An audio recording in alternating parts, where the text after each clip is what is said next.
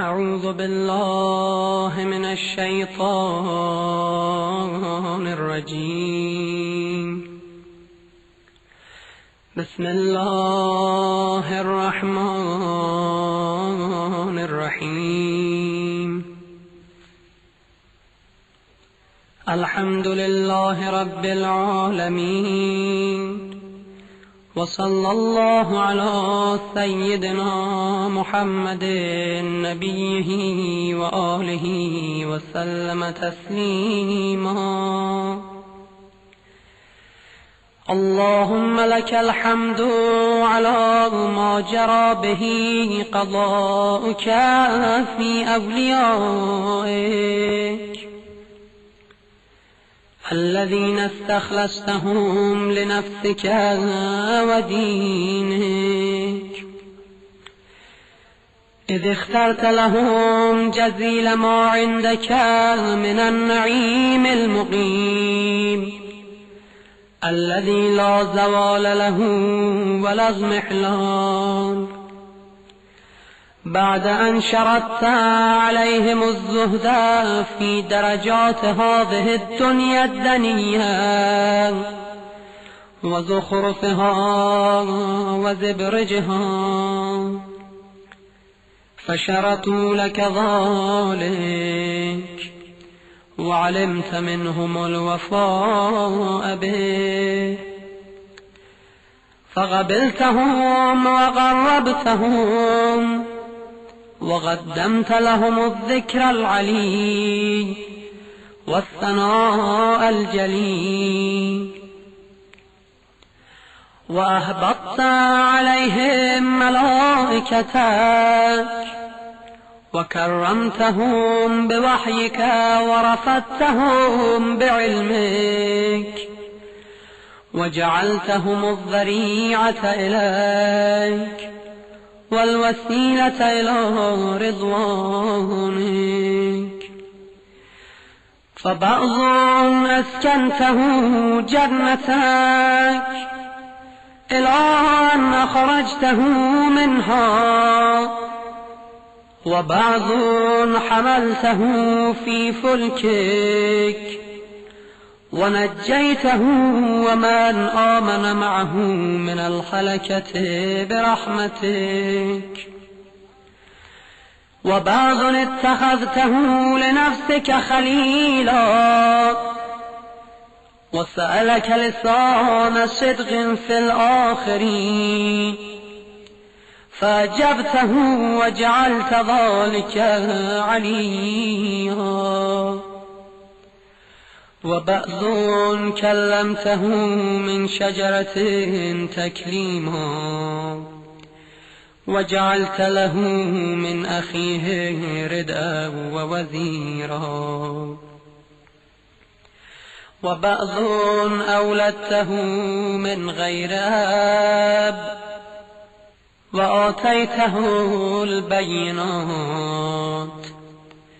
وأيدته بروح القدس، وكل شرعت له شريعة ونهجت له منهاجا وتخيرت له أوصياء، مستحفظا بعد مستحفظ من مدة إلى مدة، إقامة لدينك وحجة على عبادك، ولئلا يزول الحق عن مقره ويغلب الباطل على أهله، ولا يقول أحد لولا أرسلت إلينا رسولا منذرا وأقمت لنا علما هاديا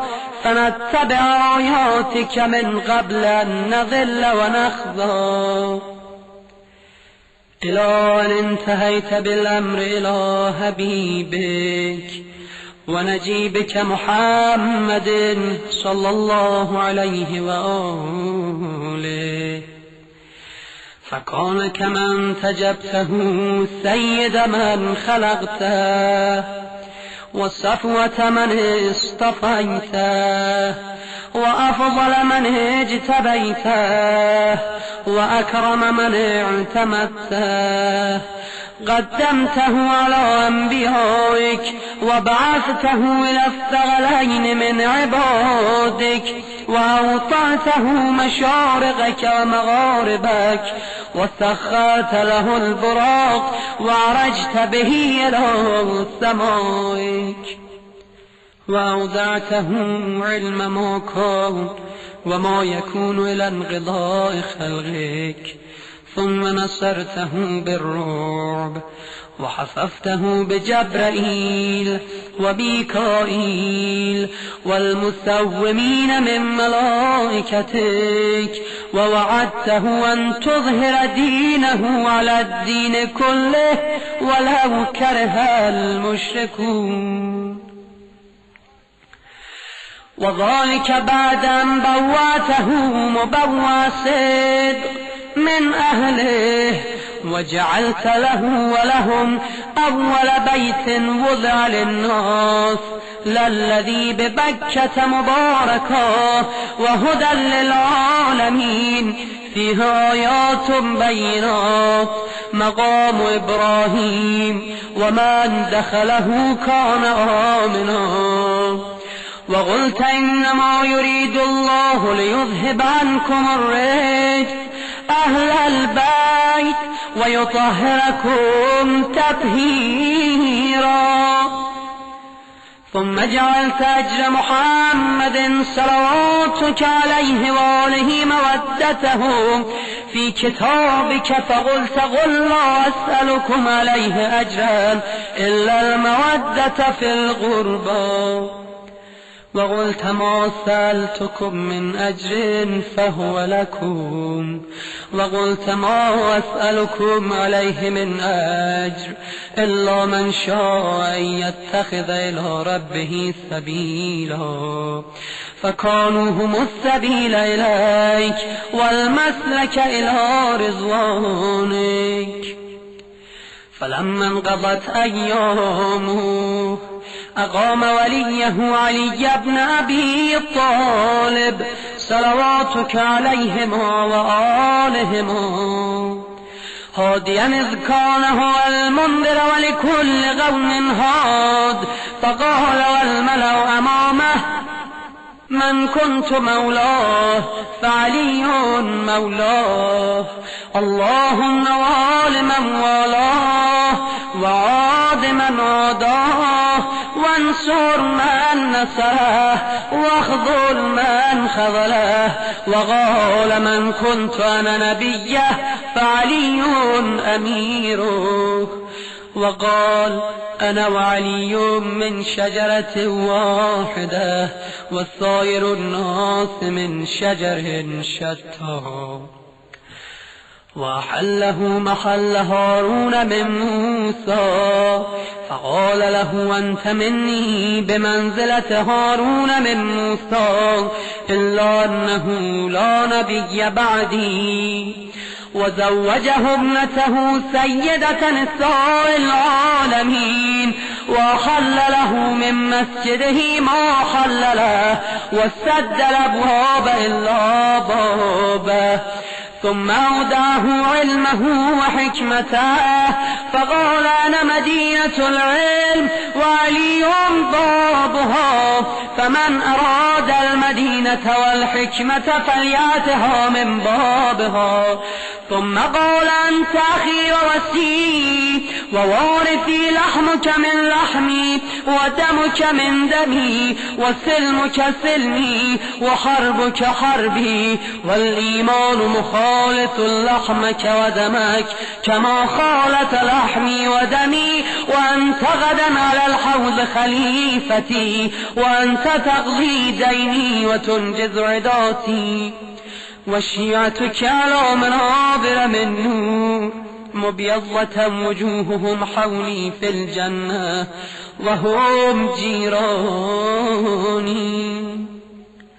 ولولا أنت يا علي لم يعرف المؤمنون بعدي، وكان بعده هدى من الضلال ونورا من العمى وحبل الله المتين وصراطه المستقيم لا يسبغ بغرابة في رحم ولا بسابغة في دين ولا يلحق في منغبة من مناقبه يحذو حذو الرسول صلى الله عليه وآله ويقاتل على التأويل ولا تأخذه في الله لومة لائم قد وتر فيه صناديد العرب وقتل أبطالهم ونعوش ذؤبانهم فأودع قلوبهم أحقادا بدرية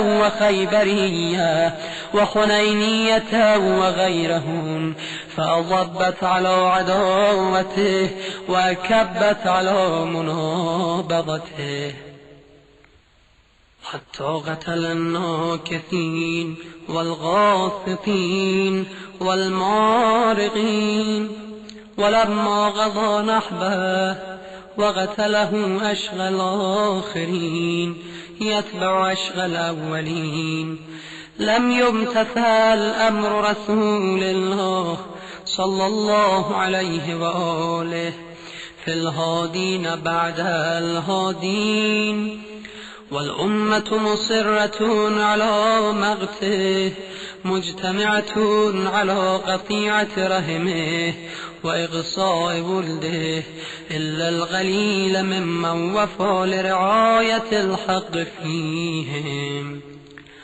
فقتل من قتل والسبي من سبي وأقصي من أقصي وجرى القضاء لهم بما يرجى له حسن المثوبة إذ كانت الأرض لله يورثها من يشاء من عباده والعاقبة للمتقين وسبحان ربنا إن كان وعد ربنا لمفعولا ولن يخلف الله وعده وهو العزيز الحكيم فعلى الأطائب من أهل بيت محمد وعلي صلى الله عليهما وآلهما فليبكي الباكون وإياهم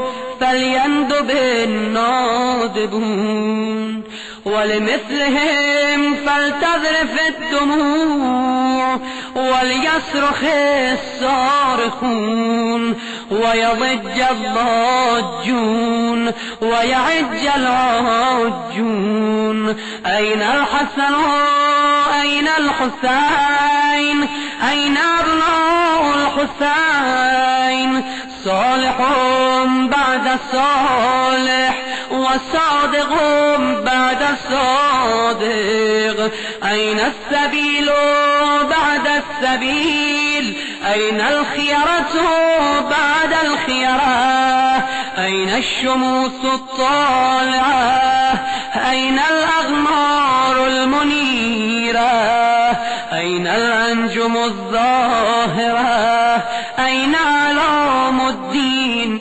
وقواعد العلم أين بقية الله التي لا تخلو من العترة الهادية أين المعد لقطع دابر الظلمة أين المنتظر لإقامة الأمت والعواج أين المرتجى لإزالة الجور والعدوان أين المدخر لتجديد الفرائض والسنن أين المتخير لإعادة الملة والشريعة أين المؤمل لإحياء الكتاب وحدوده أين محيي معالم الدين وأهله أين قاسم شوكة المعتدين؟ أين هادم أبنية الشرك والنفاق؟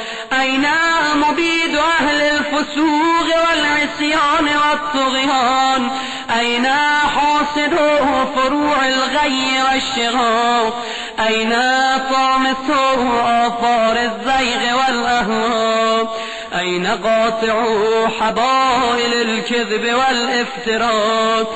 أين مبيد العصاة والمردة؟ أين مستأصل أهل العناد والتضليل والإلحاد؟ أين معز الأولياء ومضل الأعداء؟ أين جامع الكلمة على التقوى؟ أين باب الله الذي منه يؤتى؟ أين وجه الله الذي إليه يتوجه الأولياء؟ أين السبب المتصل بين الأرض والسماء؟ أين صاحب يوم الفتح وناشر راية الهدى؟ أين مؤلف شمل السلاح والرضا؟ أين الطالب بضحول الأنبياء وأبناء الأنبياء؟ أين الطالب بدم المغتول بكربلاء؟ أين المنصور على من اعتدى عليه وافترى؟ أين المضطر الذي يجاب إذا دعا؟ أين صدر الخلائق ذو البر والتقوى؟ أين ابن النبي المصطفى وابن علي المرتضى وابن خديجة الغراء وابن فاطمة الكبرى؟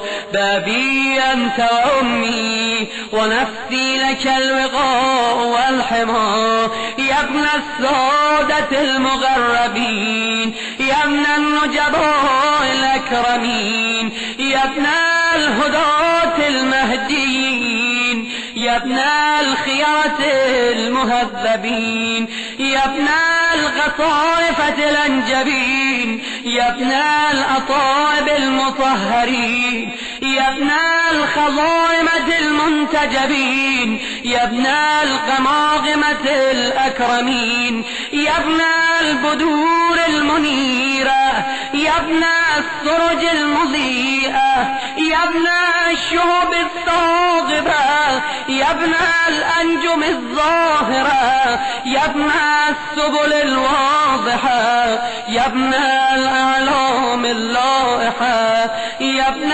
العلوم الكاملة، يا ابن السنن المشهورة، يا ابن المعالم المأثورة، يا ابن المعجزات الموجودة، يا ابن الدلائل المشهودة، يا ابن الصراط المستقيم، يا ابن النبأ العظيم، يا ابن من هو في أم الكتاب لدى الله علي حكيم، يا ابن الآيات والبينات، يا ابن الدلائل الظاهرات، يا ابن البراهين الواضحات الباهرات، يا ابن الحجج البالغات، يا ابن النعم السابغات، يا ابن طه والمحكمات، يا ابن ياسين والضاريات، يا ابن الطور والعاديات، يا ابن من دنا فتدلى فكان قاب قوسين أو أدنى تنوى واغترابا من العلي الأعلى. ليت شعري أين استغرت بك النوى، بل أي أرض تغلك أو ثرى، أبرضوى أو غيرها أمضي طوى. عزيز علي أن أرى الخلق ولا ترى، ولا أسمع لك حسيسا ولا نجوى. عزيز علي أن تحيط بك دوني البلوى، ولا ينالك مني ضجيج ولا شكوى. بنفسي أنت من مغيب لم يخل منا، بنفسي أنت من نازح ما نزه عنا، بنفسي أنت أمنية الشائق يتمنى، من مؤمن ومؤمنة ذكرا فحنا، بنفسي أنت من عقيد عز لا يصام، بنفسي أنت من أصيل مجد لا يجازى، بنفسي أنت من تلاد نعم لا تضاهى، بنفسي أنت من نصيف شرف لا يستهى. إلى متى أحافيك يا مولاي، وإلى متى وأي خطاب أصف فيك وأي نجوى، عزيز علي أن أجاب دونك وأناغى، عزيز علي أن أبكيك ويخذلك الورى، عزيز علي أن يجري عليك دونهم ما جرى، هل من معين فأطيل معه العويل والبكاء، هل من جزوع فأصاعد جزعه إذا خلا، هل غديت عين فصاعدتها عيني على الغضا، هل إليك يا ابن أحمد سبيل فتلغى، هل يتصل يومنا منك بغده فنحظى، متى نرد مناهلك الروية فنروى، متى ننتقع من عذب مائك فقد طال الصدى، متى نغاديك ونراوحك فنغر عينا، متى ترانا ونراك وقد نشرت لواء النصر ترى، أترانا نخف بك وأنت تؤم الملا، وقد ملأت الأرض عدلا وأضغت أعدائك هوانا وعقابا، وأبرت العتاة وجحدت الحق، وقطعت دابر المتكبرين، واجتثثت أصول الظالمين، ونحن نقول الحمد لله رب العالمين. اللهم أنت كشاف الكرب والبلوى، وإليك أستعدي فعندك العدوى، وأنت رب الآخرة والدنيا، فأغث يا غياث المستغيثين عبيدك المبتلى، وأره سيده يا شديد القوى، وأزل عنه به الأسى والجوى، وبرد غليله يا من على العرش استوى، ومن إليه الرجعى والمنتهى.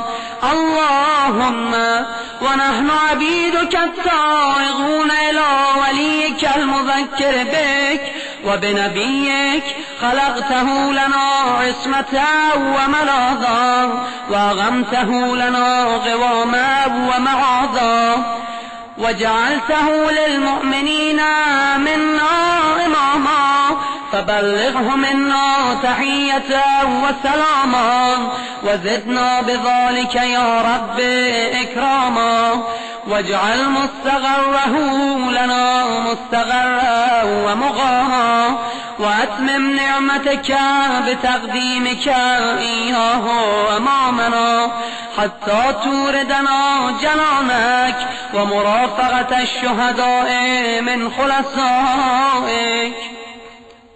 اللهم صل على محمد وآل محمد، وصل على محمد جده ورسولك السيد الأكبر، وعلى أبيه السيد الأصغر، وجدته الصديقة الكبرى فاطمة بنت محمد، وعلى من اصطفيت من آبائه البررة، وعليه أفضل وأكمل وأتم وأدوم وأكثر وأوفر ما صليت على أحد من أسفيائك وخيرتك من خلقك، وصل عليه صلاة لا غاية لعددها ولا نهاية لمددها ولا نفاد لأمدها.